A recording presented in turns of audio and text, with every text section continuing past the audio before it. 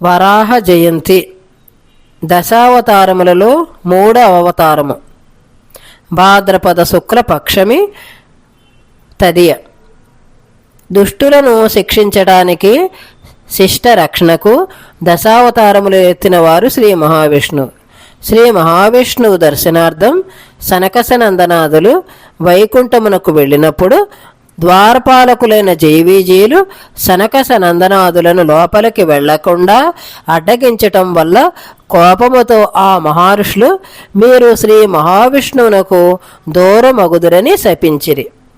జైవిజయులు శ్రీ మహావిష్ణువుని అప్పుడు శరణు వేడగా శ్రీ మహావిష్ణువు మహర్షుల శాపానికి తిరిగిలేదు అని, అయితే మీరు నా భక్తులు కనుక 7 సంవత్సరములు మిత్రులుగాను లేదా 3 జన్మములు శత్రువులుగాను జన్మించి తర్వాత వైకుంఠానికి చేరుకుంటారు అనే వరాన్ని ప్రసాదించారు శ్రీ మహావిష్ణువు జైవిజయులకు.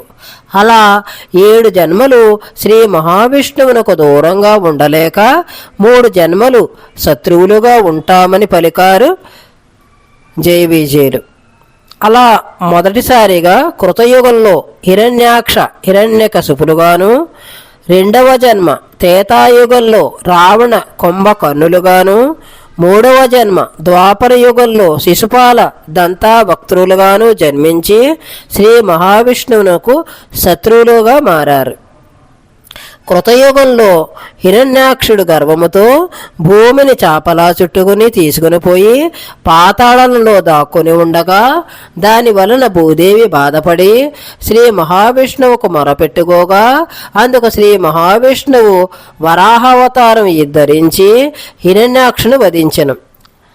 అలా వరాహ రూపంలో ఉన్న శ్రీ మహావిష్ణువు తన కోరలతో భూమిని పైకి ఎత్తి యథాస్థానంలో నిలిపారు. అనంతరం భూదేవిని వివాహం చేసుకున్నారు.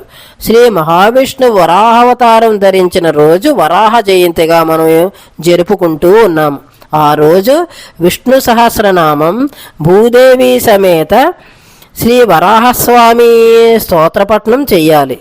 ఆలయమునకు వెళ్ళి స్వామిని దర్శించుకొనటం కూడా చాలా మంచిది.